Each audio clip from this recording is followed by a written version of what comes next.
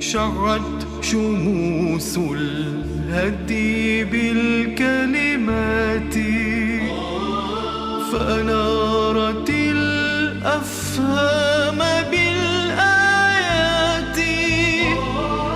أسرج بنور العلم عقلا نيرا وافتح من الألباب كل جهاتي.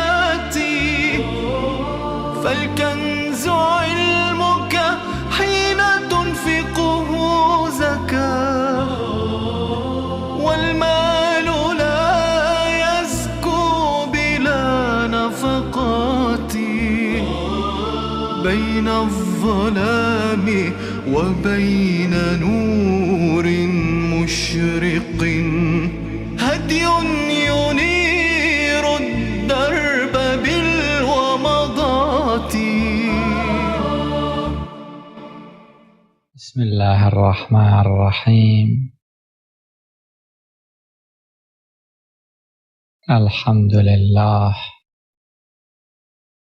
رب العالمين، والصلاة والسلام على محمد وآله الطيبين الطاهرين،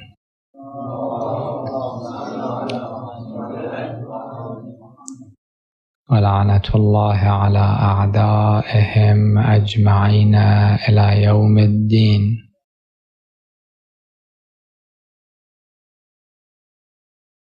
كان كلامنا حول عالم الآخرة،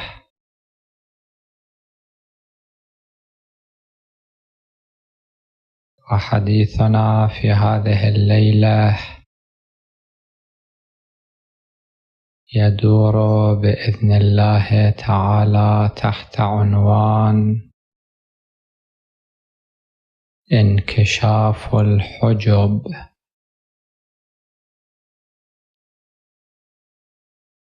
ونتحدث بإذن الله تعالى حول هذا الموضوع ضمن نقاط. النقطة الأولى: لماذا طرح هذا الموضوع؟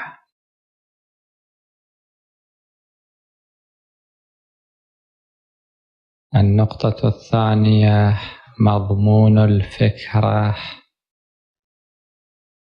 على نحو الإجمال.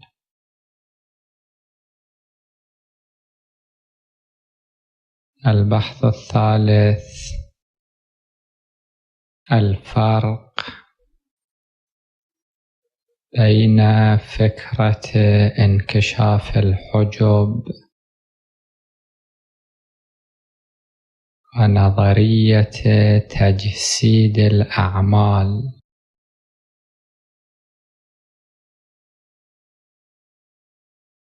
النقطة الرابعة: انكشاف الحجب بنحو جزئي في هذه النشأة.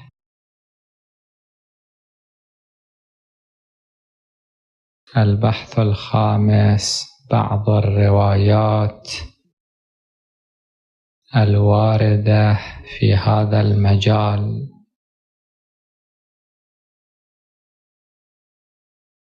والبحث الأخير يتناول معنى آخر لفكرة انكشاف الحجب.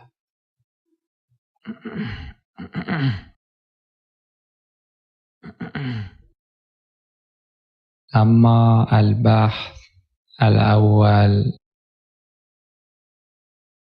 فهو: لماذا نطرح هذه الفكرة؟ والجواب على ذلك باختصار: لأن هذه الفكرة تساعدنا على فهم ذاتنا بنحو أفضل، كما أنها تساعدنا لمعرفة المستقبل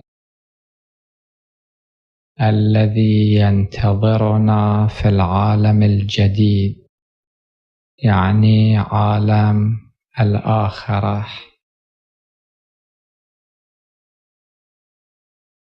المبحث الثاني مضمون الفكرة على نحو الإجمال. مضمون هذه الفكرة كما يظهر من كلمات بعض العلماء أن كل واحد منا نحن البشر له صورتين. الصورة الأولى هي الصورة الظاهرية، وهذه الصورة تعد جزءاً من عالم الملك. هنالك عالمان: عالم الملك وعالم الملكوت.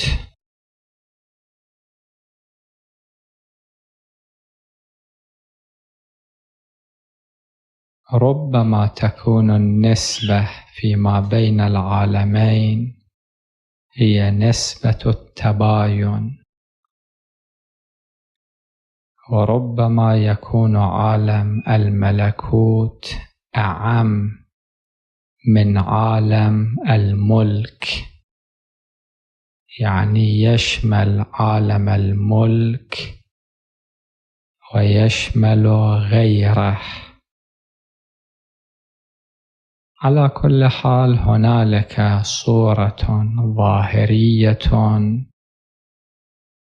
تعد جزءاً من عالم الملك، وهنالك صورة واقعية تعد جزءاً من عالم الملكوت. هنالك فوارق فيما بين هذه الصورة وتلك الصورة. الفارق الأول أن الصورة الملكية تمثل الظاهر،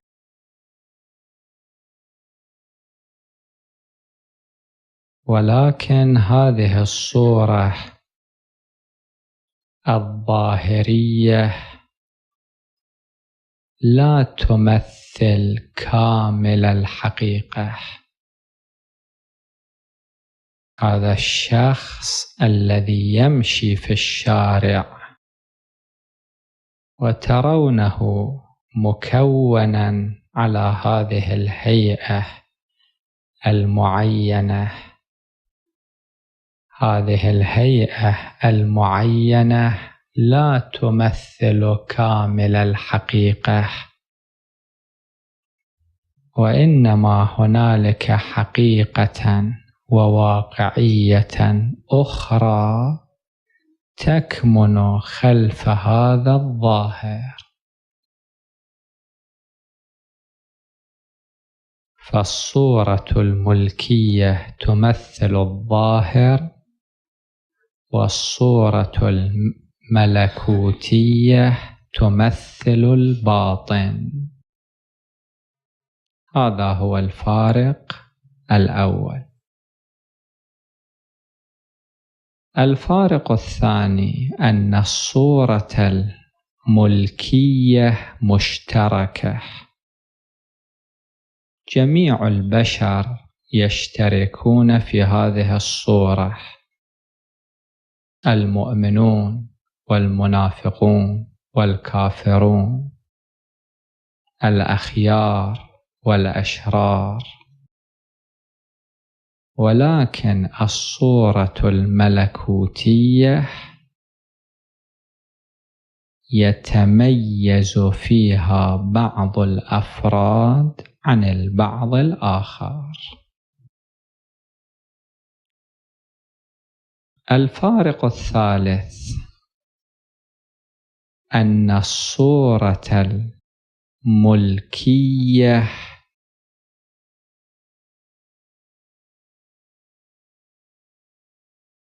صورة مفروضة على كل واحد منا، ولا يوجد خيار لنا في هذه الصورة. الجينات الوراثية هي التي تفرض هذه الصورة،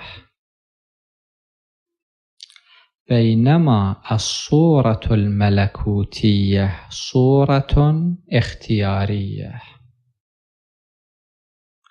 وتصنع هذه الصورة الأفعال الاختيارية والسجايا الأخلاقية،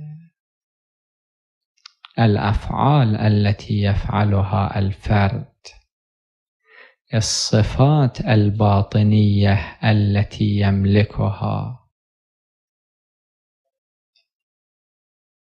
الملكات الواقعية التي يحملها في داخله، هي التي تكون تلك الصورة الملكوتية.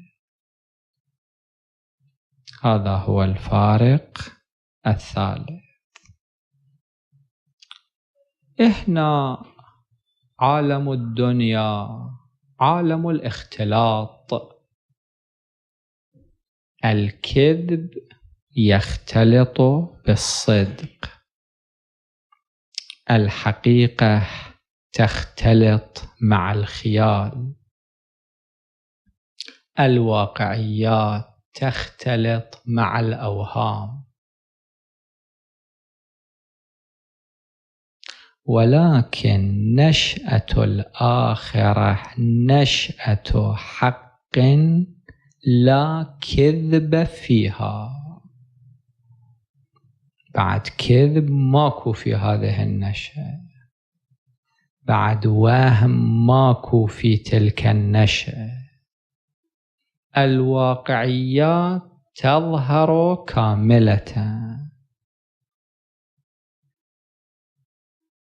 هذا مثل أنه نحن نعيش في ظلام، مو معلوم في هذا الظلام شنو أكو. هنالك أحجار، وهنالك جواهر، وهنالك أفراد مختلفون لا نعلم أنهم أصدقاء أو أعداء.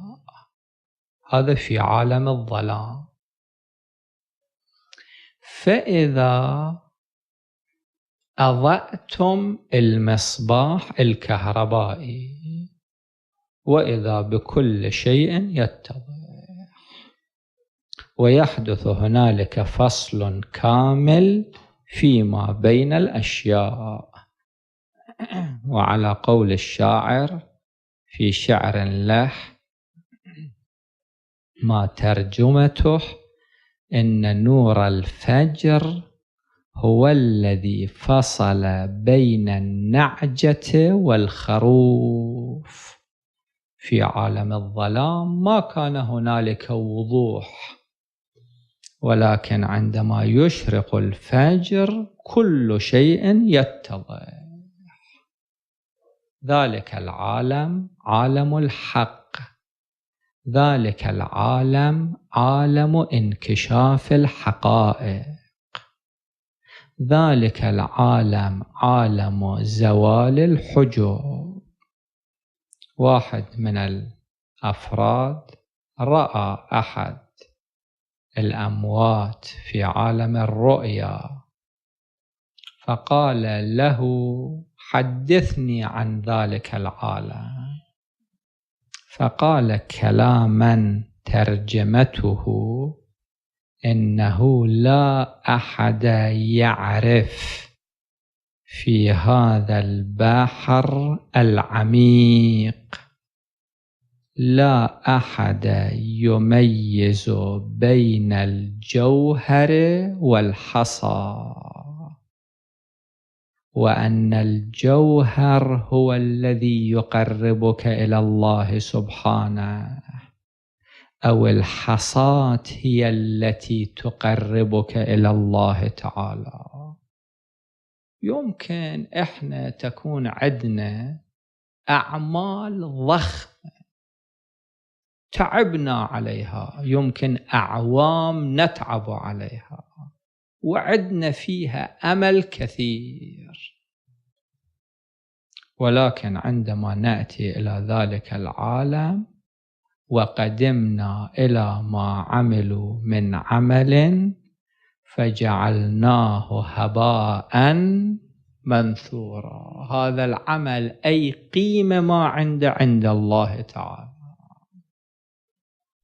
ويمكن فد عمل متواضع لتواضعه لا يبقى في ذهننا.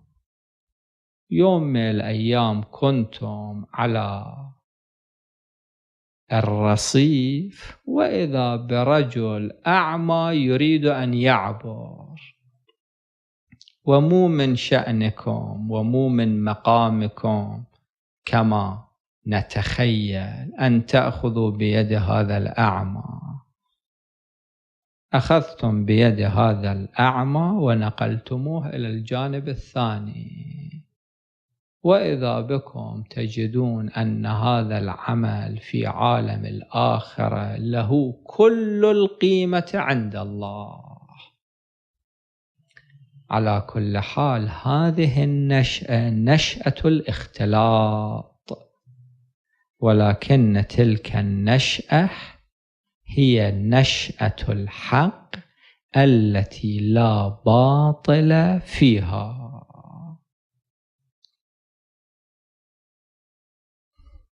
هذا هو المبحث الثاني. المبحث الثالث: ما هو الفرق بين فكرة انكشاف الحجب ونظرية تجسيد الأعمال التي تعرضنا إليها فيما مضى؟ الجواب على ذلك: فكرة تجسيد الأعمال ترتبط بالعمل، وفكرة انكشاف الحجب ترتبط بالعامل. العامل يمثل العلة، والعمل يمثل المعلول. مرة نتحدث أن هذه الأعمال التي نعملها لا تمثل أعراضا تنتهي وتنعدم وتتلاشى، وإنما هذه الأعمال تتمثل وتتجسد في يوم القيامة. ومرة نتحدث حول العامل، وأن هذا العامل يحمل في داخله واقعا معينا، هذا الواقع المعين يتجلى في يوم القيامة. إذن فكرة تجسيد الأعمال ترتبط بالعمل، وفكرة انكشاف الحجب ترتبط بالعامل. هذا هو المبحث الثالث. المبحث الرابع: انكشاف الحجب على نحو جزئي في هذه النشأة. نحن عندنا مفهومان: مفهوم انقلاب الماهية، وعندنا مفهوم الظهور الماهية والحقيقة. الآخرة لا تمثل انقلاب في الحقيقة والماهية، وإنما تمثل ظهور لهذه الحقيقة والماهية. ولذلك هذه الحقيقة موجودة في هذه الدنيا، ولكنها تحت غطاء. بعض الأولياء يشاهدون هذا الواقع القائم بالفعل في الآية الكريمة، ولو هذه الآية بحثنا الآن لا يدور حولها. في الآية الكريمة الله تعالى يقول: إن الذين يأكلون أموال اليتامى ظلما إنما يأكلون في بطونهم نارا. بعض العلماء قالوا يعني نار الآخرة، ولكن بعض العلماء يقولون كلا، هذه نار بالفعل ولكنه لا يشعر بها.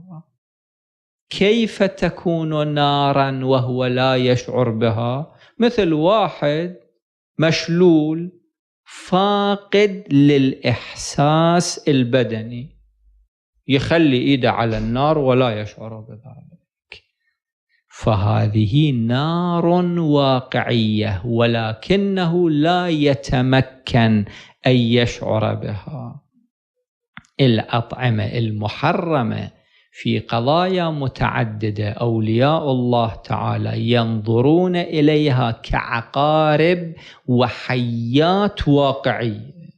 نحن نرى أنه طعام، ولكن ولي الله تعالى الذي كشف له الواقع يرى أن هذا الطعام حيات وعقارب، أو أن هذا الطعام قيح ودم وما أشبه ذلك، ولذلك ينكمش عن هذا الطعام.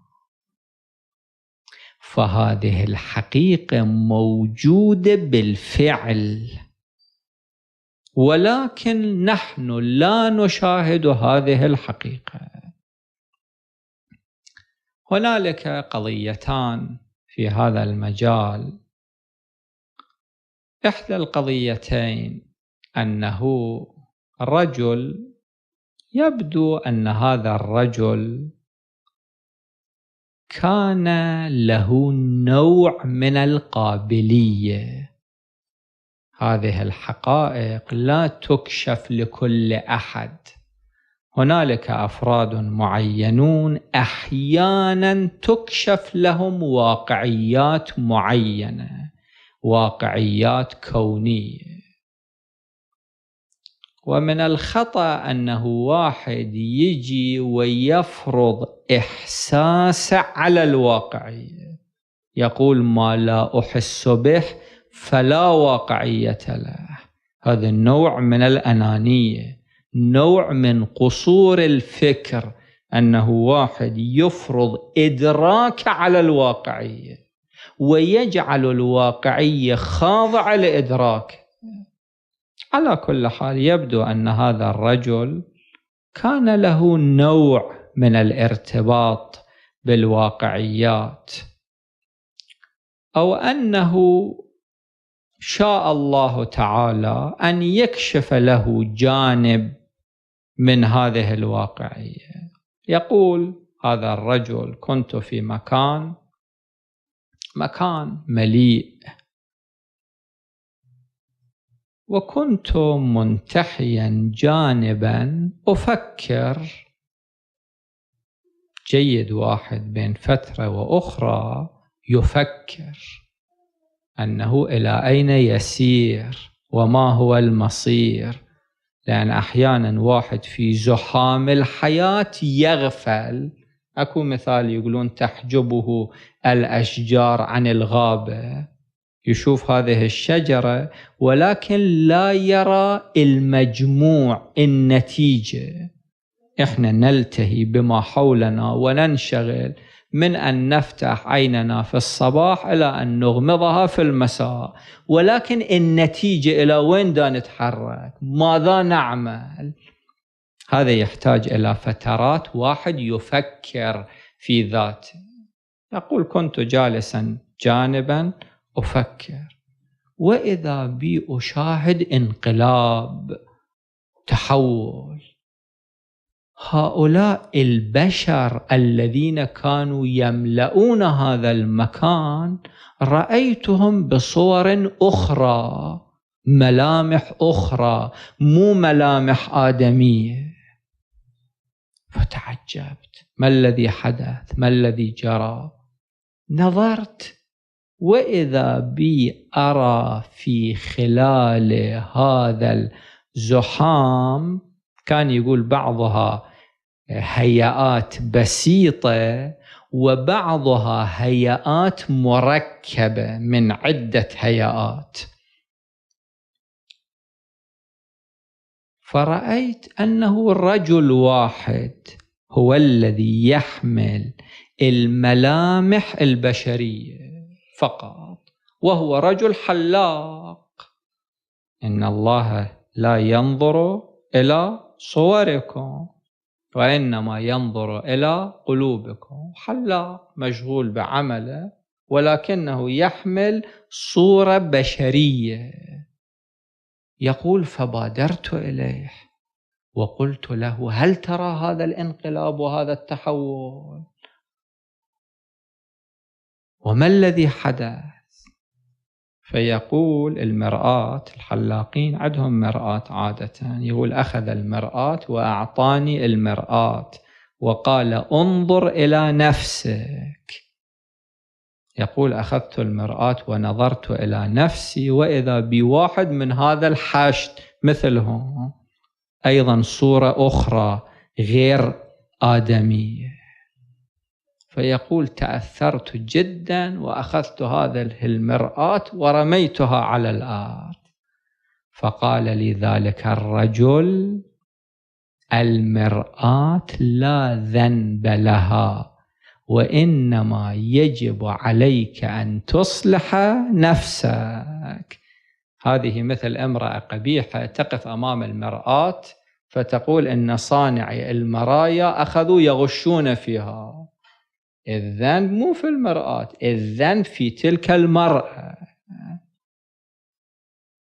هذه قضية. القضية الثانية بإجمال، طبعا المرحوم الوالد رحمه الله كان ينقلها في تفصيل، ما علي بالتفصيل، أن رجلا ذهب إلى شخص واقعي وطلب منه منهجا ليرتبط بعالم الواقعيات، فأعطاه منهج الرياضة الشرعية. احنا عندنا رياضة غير شرعية، الرياضات الروحية، الرياضات النفسية. شلون الرياضة البدنية تعطي للمرتاض قوة بدنية لا نملكها نحن، الرياضة الروحية تعطي للمرتاض قوة روحية وقدرة هائلة. لكن الرياضة الروحية على نحوين، مرة الرياضة لا تكون رياضة رحمانية إلهية، تكون خارج إطار الشرع، ومرة تكون داخل الإطار الشرعي وضمن الضوابط الشرعية.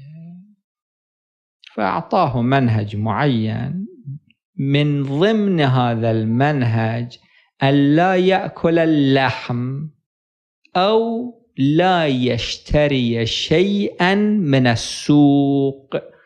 تعلمون على ما ببالي أن هذا من المكروهات الشرعية، أنه واحد يشتري من الأسواق، هذا على ما ببالي مكروه وفيه روايات ناهية، إلا إذا واحد مضطر بعد إذا مضطر الاضطرار يبيح المحظورات وغير المحظورات. وهذا فيه جهات اقتصادية نفسية روحية، جهات عجيبة أكو في هذا الحكم الشرعي. على كل حال فأعطاه منهج، ضمن هذا المنهج أنه لا يأكل اللحم أو لا يأكل شيئا من السوق، الترديد مني أنا الناقل. يقول بعد مدة من المدد، يمكن 40 يوم الوالد كان ينقل، يقول في يوم من الأيام كنت في غرفة ففكرت أن أشرف على السوق، بيته غرفته كانت مشرفة على السوق. يقول فنظرت وإذا بي أشاهد أن الوضع قد تبدل، وماكو هنالك إنسان في هذه السوق، وإنما هنالك كائنات أخرى، البايع له شكل آخر، المشتري له شكل آخر، الذين يمرون لهم أشكال ثانية. فأخذتني حالة من الوحشة، ما الذي حدث؟ ثم فجأة جاء إلى ذهني أن هذه الحالة ربما تكون على أثر تلك الرياضة الشرعية التي قمت بها في هذه المدة. شفت أنا ما أطيق هذه الحالة، هذا يحتاج إلى أعصاب. يقول فوراً كان أكو خادم قلت له اذهب إلى السوق واشتري لحماً مطبوخ يعني وتجيبه. يقول جاء باللحم المطبوخ وأكلته، استخالف بند أكل اللحم أو بند الأكل من السوق. بعد ذلك أتيت وأشرفت على السوق، شفت لا بشر يبيع يشتري يتحرك. يقول بعدين ذهبت إلى أستاذي المرشد المعلم فقلت له القضية، قال لماذا فعلت ذلك؟ هذا أول الطريق كان، هذا أول ارتباطك بعالم الحقائق والواقعيات، لماذا كسرت الرياضة الشرعية؟ قلت أنا طاقة ما عندي.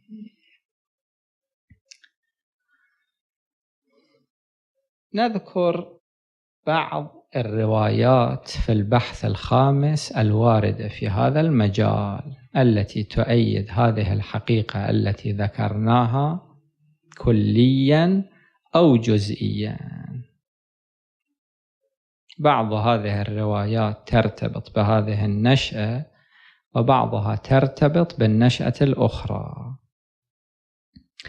الرواية الأولى لعلها تدل على المطلوب في الكافي في الجزء 5 صفحة 20 عن أبي عبد الله الإمام الصادق صلوات الله عليه: إن الله يحشر الناس على نياتهم يوم القيامة.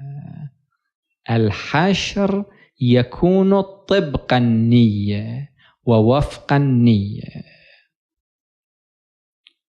الرواية الثانية في بحار الأنوار جزء 47 صفحة 79 عن أبي بصير. الرواية مطولة أقتطع منها قطع.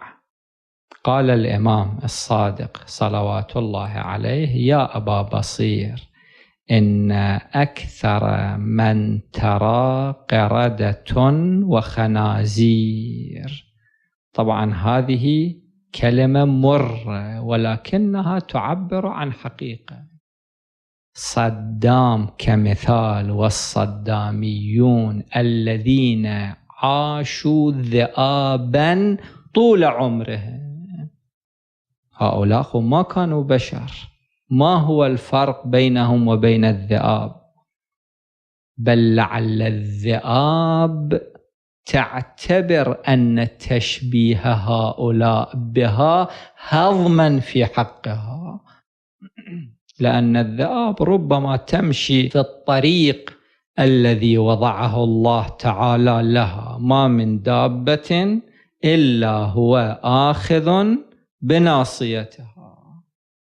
ولكن هؤلاء الذين عاشوا ذئابا طوال أعمارهم، عاشوا سباعا طوال أعمارهم، القوة السبعية كانت توجه جميع أعمالهم. السبع ماذا يفعل؟ يقتل، يقطع، يجرح، يثب. هذه هي المنظومة الفكرية التي يعيش فيها سباع الغابة. هل تتعجبون إذا في يوم القيامة هؤلاء حشروا على صورة ذئاب؟ أكو تعجب في ذلك؟ اللي عاش ذئبا طوال حياته، هل هنالك عجب أن يحشر ذئبا في يوم القيامة؟ أو أن يكون واقعه الذي ينظر إليه أولياء الله واقع ذئب، واقع سبع من السباع الضارية؟ لا عجب في ذلك. اللي عاش بهيمة طوال حياته، كلمة حادة ولكنها حقيقة. ليش واحد يتأثر من الحقيقة؟ الله تعالى يقول إن هم إلا كالأنعام بل هم أضل. لعل وجه الأضلية أن البهيمة تمشي في طريقها اللي الله تعالى عينه لها، ولكن ذلك الرجل الذي يعيش كما يقول أمير المؤمنين صلوات الله عليه بين نثيله ومعتلفه في الخطبة الشقشقية، هذا الرجل الذي عاش بهيمة طوال حياته، منظومته الفكرية لا تعدو منظومة البهائم بل هو أضل. هل عجيب أن يحشر يوم القيامة على شكل بهيمة، أو أن يكون واقعه الذي ينكشف لأولياء الله تعالى واقع بهيمة؟ لا عجب في ذلك. قال يا أبا بصير إن أكثر من ترى في قضية قردة وخنازير، ولعله طبعا والله أعلم قضية المسخ التي كانت تجري في الأمم المتقدمة لعلها كانت ظهور للواقعيات. الواقعية تظهر.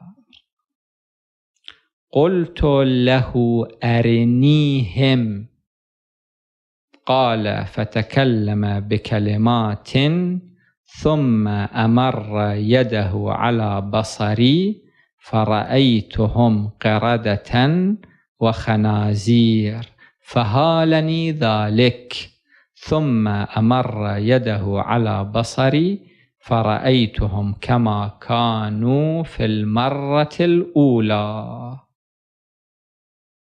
شبيه هذه الرواية مذكورة في بحار الأنوار جزء 64 صفحة 261، ونظير ذلك أيضا مذكور في جزء 27 صفحة 30. هذه أيضا رواية. من جملة الروايات الرواية المذكورة في تفسير البرهان، وهي رواية مطولة مذكورة في المجلد الرابع من هذه الطبعة صفحة 500 في سورة الإسراء، رواية جدا مطولة وسندها معتبر. علي بن إبراهيم عن أبيه عن محمد بن أبي عمير عن هشام بن سالم عن أبي عبد الله عليه السلام. وهذه الرواية مشحونة بالمعارف المختلفة.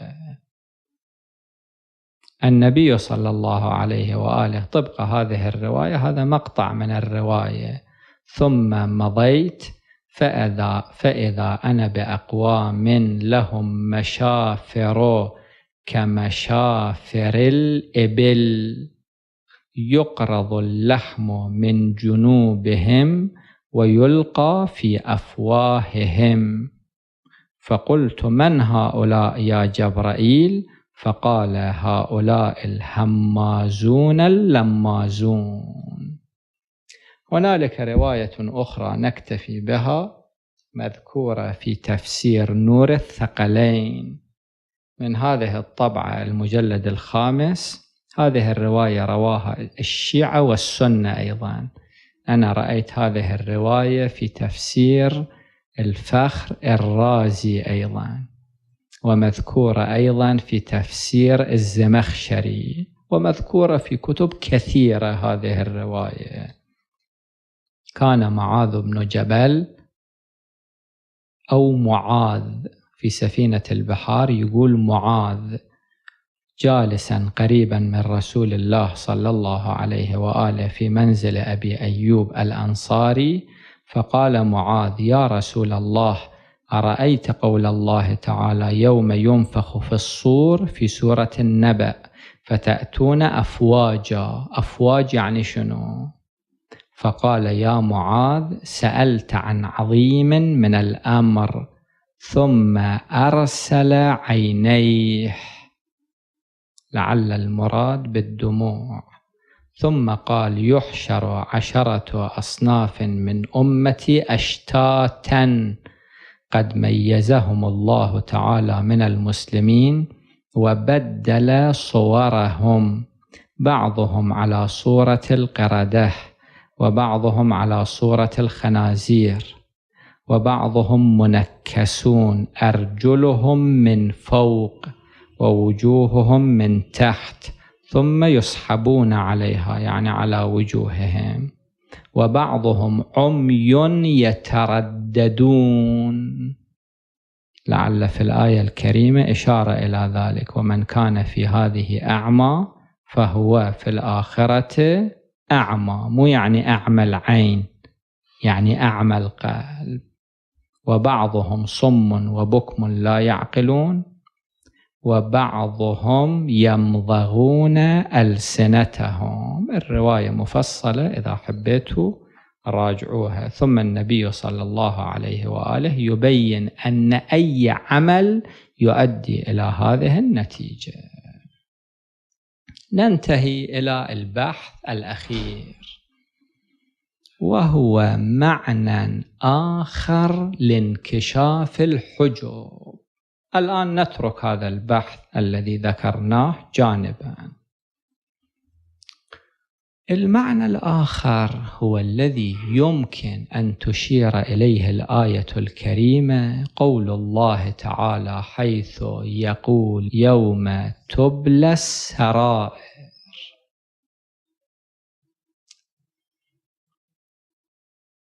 البواطن تنكشف. لا نريد المعنى الأول الذي ذكره بعض العلماء، نريد معنى آخر. إحنا الأعمال التي نعملها، شوية دققوا في هذه القضية،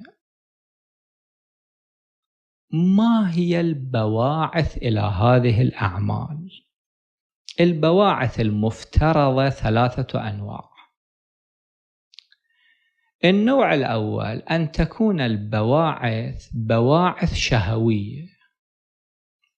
حاتم الطائي مذكور عنه كان كريم جدا، ولكن لماذا كان كريما؟ اكو شعر ينقل عنه، إذا هذا الشعر إلى واقعية، إذا واقعا هذا كان غرضه يخاطب زوجته ماوية، كانت تعترض عليه: ليش هالشكل تنفق، تخلينا في فقر؟ قال لها: أماوية، إن المال غاد ورائح. المال يجي ويروح، ويبقى من المال الأحاديث والذكر. أما الذكر يبقى، وفعلا ذكر حاتم بقي إلى هذا اليوم. إذا واقعا حاتم هذا كان هدفه، هذا الباعث باعث شهوي، شهوة المدح، شهوة الذكر. هذا النوع الأول. النوع الثاني أن تكون البواعث بواعث عقلانية. هنا نقطة دقيقة. العام حفظه الله كان في حديث له يشير إلى هذه النقطة. واحد يجي إلى بيته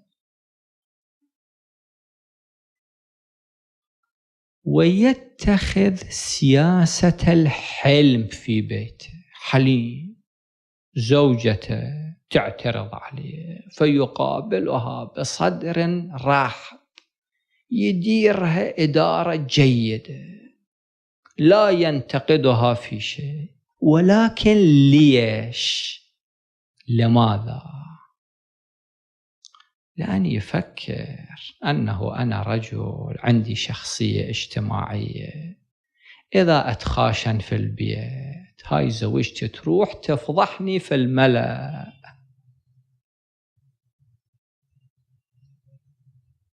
أنا ما أتهنى بهذه الحياة. العلماء يقولون اجعل من الليمونة الحامضة شرابا حلوة. هاي الليمونة الحامضة اللي ما تتمكنون تتجرعوها، شوية أضيفوا إلها ماء وسكر تتحول إلى شراب طيب. فهذا يريد يعيش حياة هانئة. يقولون ما عنده خلق الطلايب، هالشكل يقولون، يريد يعيش حياة هانئة. جيد. هذا الباعث إلى باعث عقلي.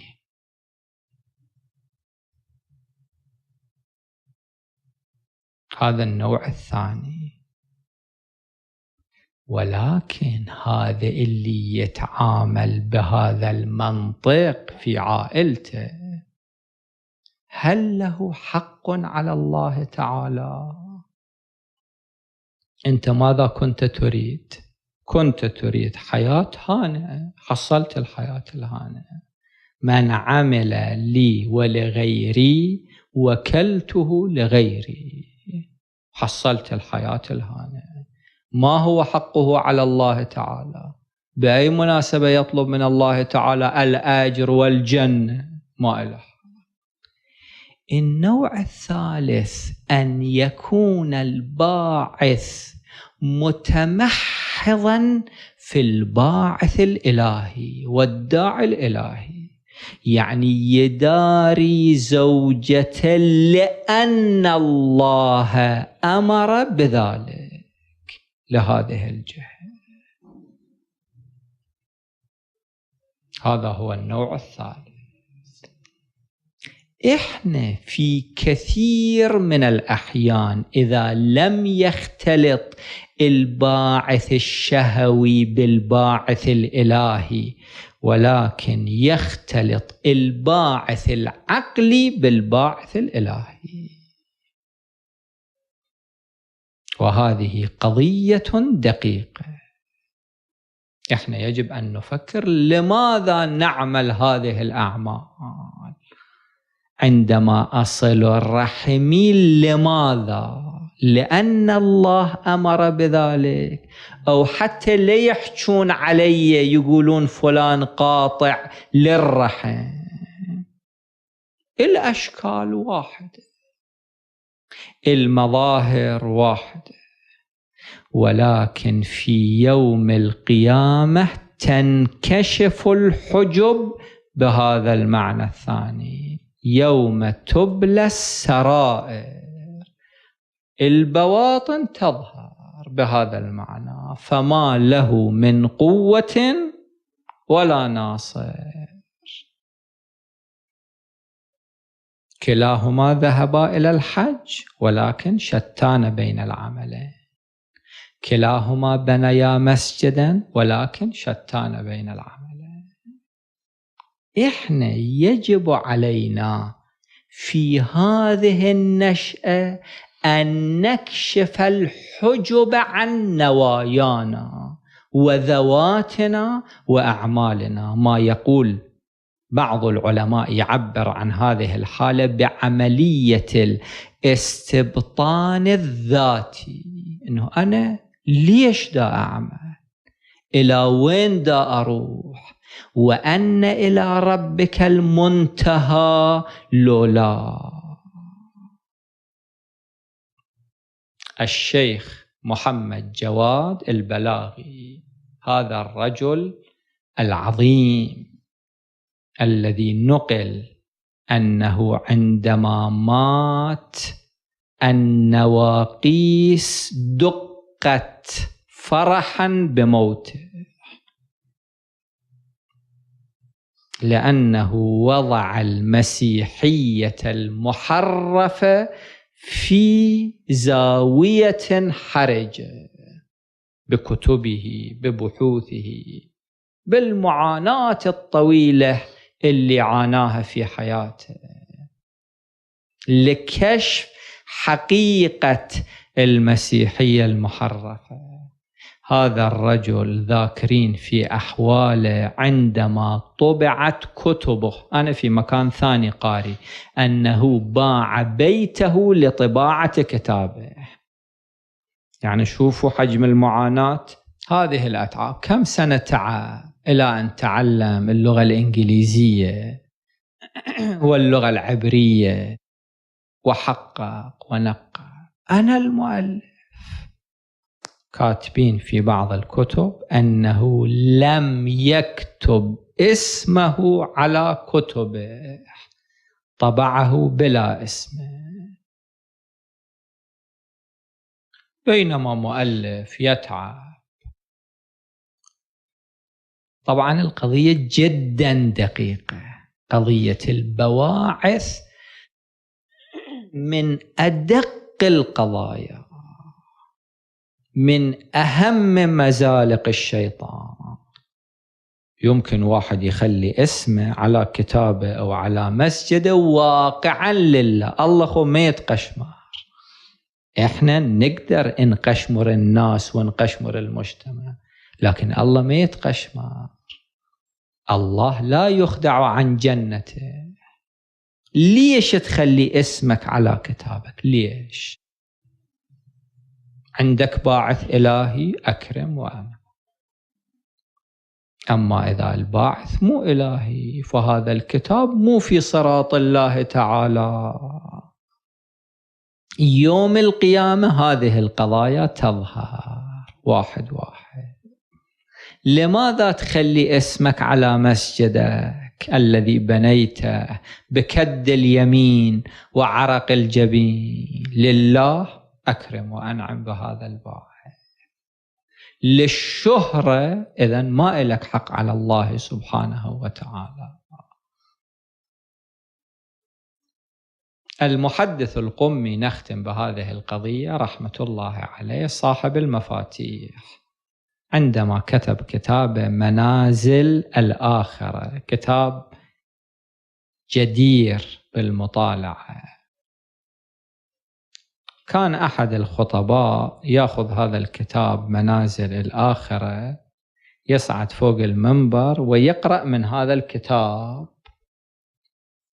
والد المحدث القمي كان يحضر ذلك المجلس، فكان يجي إلى البيت ويقول لابنه أنه عندنا فت خطيب يقرأ من كتاب مطالب جدا رفيعة شامخة،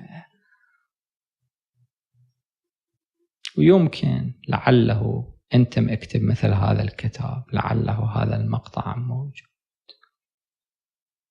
المحدث القمي كان يتمكن يقول يا أبي أنا مؤلف هذا الكتاب، ولكنه لم يكن يقول ذلك لوالده، وكان يقول لوالده ادعو الله لي بالتوفيق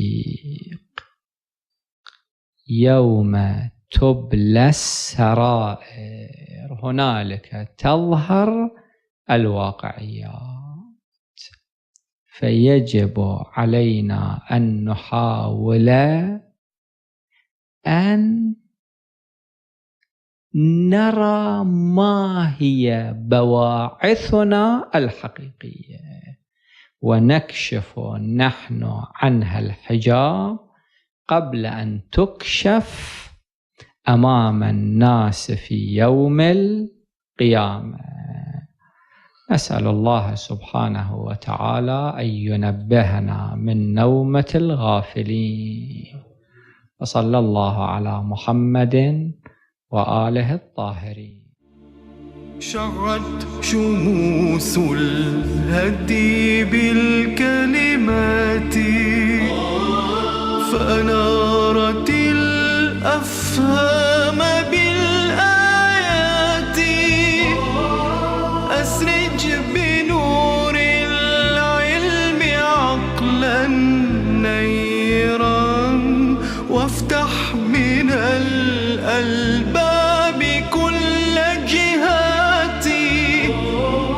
فالكنز علمك حين تنفقه زكاة والمال لا يزكو بلا نفقات. بين الظلام وبين نور مشرق هدي